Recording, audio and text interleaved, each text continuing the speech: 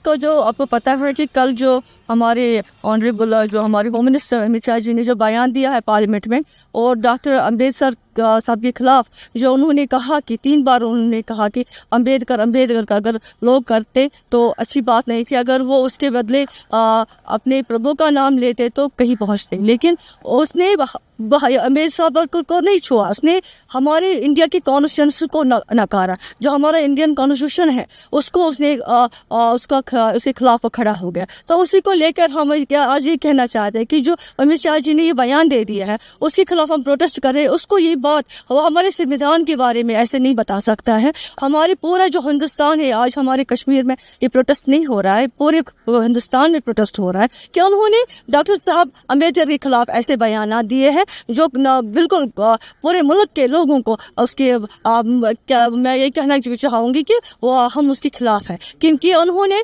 हमारे डॉक्टर साहब अम्बेडकर जो थे उन्होंने जो भरपूर हिस्सा लिया था हमारी आज़ादी को लेकर, हमारे कॉन्स्टिट्यूशन को बनाने में जो उन्होंने पहल की थी, तो उसको वो नकारते हैं। लेकिन वो हमेशा मोदी करते रहेंगे, लेकिन लोगों को वो उसके लिए नहीं कहेंगे कि भगवान का नाम लिया करो। लेकिन जब हमारे कॉन्स्टिट्यूशन की बात आएगी तो अम्बेडकर बोल ऐसे बात छोड़कर ऐसे ताने दे देंगे, ये हमें स्वीकार नहीं है। Thank you.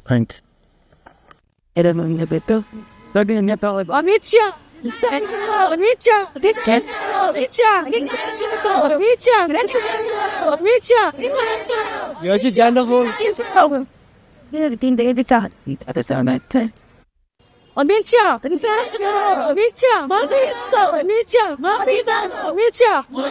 संविधान को बचाओ, संविधान को बचाओ। अमित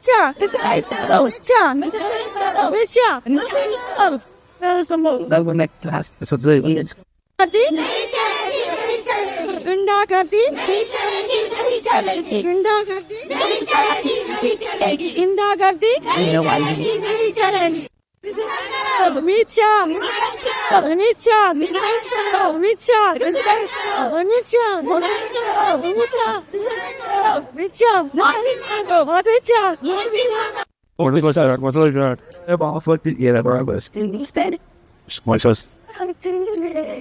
देखिए, आप लोग जिस तरह देख रहे हैं कि पूरे मुल्क भर में जिस तरीके से भारतीय जनता पार्टी की गुंडागर्दी को लेके माननीय देश के गृह मंत्री जी ने लोग निराश हो गए कि किस तरीके से इस सदन को हाईजैक करके भारतीय जनता पार्टी की तानाशाही। माननीय देश के प्रधानमंत्री जी इस बात पे चुप है कि कैसे सदन के नियम को कमजोर करने की कोशिश की जा रही है। तो इसी सिलसिले में ऑल इंडिया को देखिए, आप लोगों को पता ही होगा कि कल पार्लियामेंट में जो हमारे गृह मंत्री अमित शाह जी है, उन्होंने दिन दिहाड़े कॉन्स्टिट्यूशन पे उन्होंने वार किया, जो हमारे मुल्क का कॉन्स्टिट्यूशन है। बाबा साहब अम्बेडकर जी को उन्होंने तानाशाही से, ये बीजेपी कितनी गुमराह हो चुकी है कि इनको ये भी ख्याल नहीं है बाबा साहब अम्बेडकर का कंट्रीब्यूशन हमारी नेशन के लिए कितना अहम है। लेकिन ये बीजेपी की जो ये तानाशाही है, ये गुंडागर्दी है, इनको किसी भी तरीके का एहसास नहीं है कि उनका क्या रोल रहा है हमारे कॉन्स्टिट्यूशन का। जो आज हम गरीब से लेके अमीर लोग तक, जो भी हमारे पूरे भारत के जो नागरिक है, इस कॉन्स्टिट्यूशन पे हम लोग टिके हैं। उसी कॉन्स्टिट्यूशन को इन्होंने दिन दिहाड़े इन्होंने तितर बतर करके रख दिया इस अमित शाह जी ने। इस हमारी आज पूरी मुल्क भर में हम एज अ कांग्रेस कार्यकर्ता हम लोग इस बात की हम मांग कर रहे हैं। हम जो हमारा जो प्राइम मिनिस्टर ऑफ इंडिया, हम उनको मांग हमारी है कि इमीडिएटली जो ये अमित शाह जी है, इनको सैक करके इनको किसी भी तरीके से इनको अपने पद से, होम मिनिस्ट्री से इनको रिजाइन करवाए।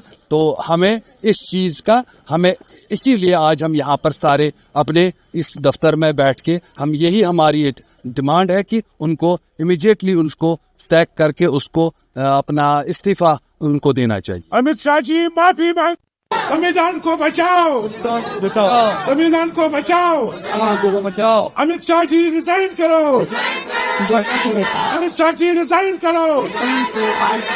बीजेपी की गुंडागर्दी Where's up to that? From us all over writing. The thing was, After what is waiting boys? Hey, the fucker. Muslim doctor the right is the BJP की गुंडागर्दी, BJP की गुंडागर्दी। अमित शाह जी माफी मांगो, अमित शाह जी माफी मांगो।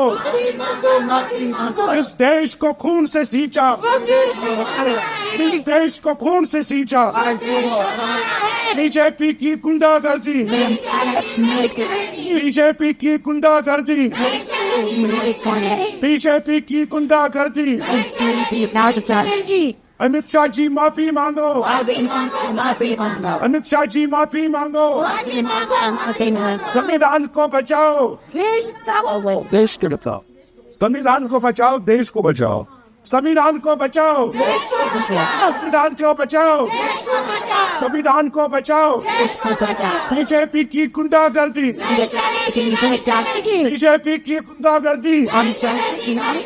अमित शाह जी माफी मांगो, अमित शाह जी माफी मांगो।